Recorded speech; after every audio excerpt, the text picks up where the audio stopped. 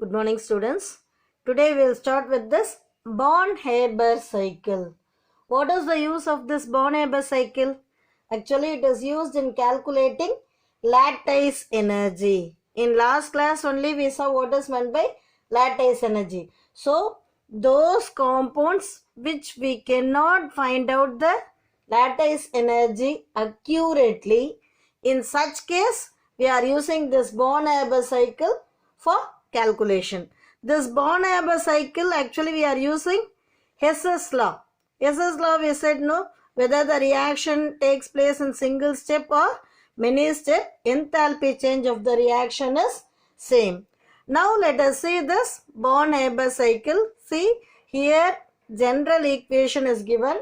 Along with that they gave the lattice energy, calculation of lattice energy of sodium chloride also. So wherever M, metal is coming, there you have to substitute sodium. Same manner in X you can substitute chlorine. Okay. Now let us see this Born-Haber cycle. First what we are doing, this metal which is in solid state, that is converted into gas. Solid to gas, what we can say?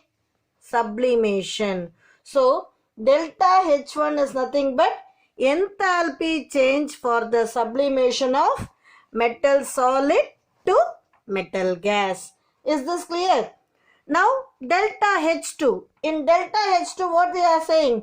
Enthalpy change for the dissociation of this molecular halogen to atomic halogen. So half X2, it is dissociated to X. That is what we are saying, it is enthalpy change for dissociation. That is delta H2.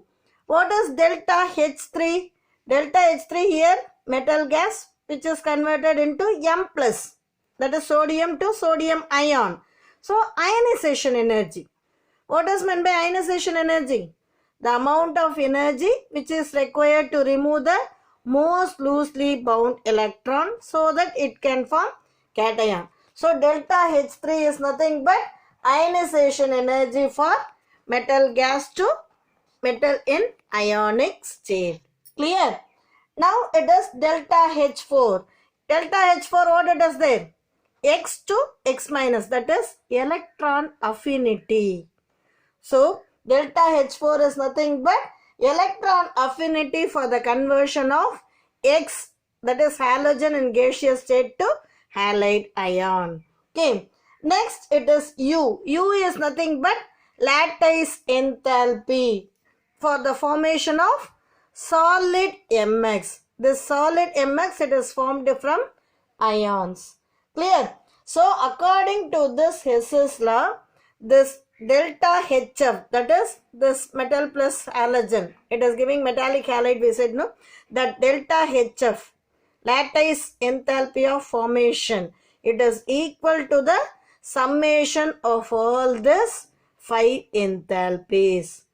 Is this clear? So Born-Haber cycle, it is very important. It will be asked as 3 mark also.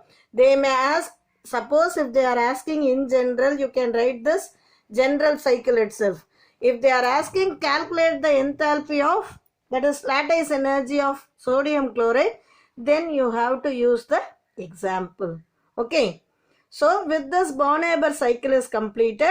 Now let us see the second law of thermodynamics. We know from first law. What is first law of thermodynamics? Energy can neither be created nor be destroyed, but it can be transformed from one form to other. For example, if you are taking hot water, after some time what happens? It loses its heat energy so that it becomes cool. Same manner if we are taking hydrochloric acid and sodium hydroxide, that also on mixing, it is evolving the heat energy. But the reverse change, it cannot occur. Okay. In first law of thermodynamics, what we can say? Energy is conserved. We can say like that. But here what they are saying, hot water, it can lose its heat energy so that it can form cold water. But at the same time, cold water as such, it doesn't gain heat energy to become hot. Suppose if you are supplying heat, then it can become hot water. Without any force, it will not transfer as such. Transformation of forms doesn't take place without supplying heat energy. Okay, so this entropy. So from second law of thermodynamics only, this entropy term is introduced. Entropy, it is very, very important. Entropy is nothing but measure of randomness of a system. So each and everything, when we are saying about efficiency of a machine also, efficiency, it can never be 100%. At least 0.1 percentage there will be a problem. Okay, so always efficiency of your machine, it will not be 100%. Okay, that also you have to mention. Entropy, it is nothing but randomness of a system. How we can define this? ds is equal to dq by dt. That rev is nothing but reversible process. The unit of this entropy is Joule Kelvin inverse. Moreover, they gave these four statements: entropy statement, Kelvin Planck statement, efficiency. Already I said no, efficiency can never be 10%. That efficiency we can find out by using this formula, this statement. Then Clausius statement. Entropy statement. Entropy, when we are saying, always it will increase in a spontaneous process. Suddenly if you are doing something, definitely randomness will be more. So entropy will be high in such process, such kind of spontaneous process. Same concept only they have explained in all the four statements. Okay, Kelvin Planck statement. Even Kelvin Planck statement also, what they said, first four lines only are very important. It is impossible to construct a machine which is absorbing the heat from hot source and convert it completely to work.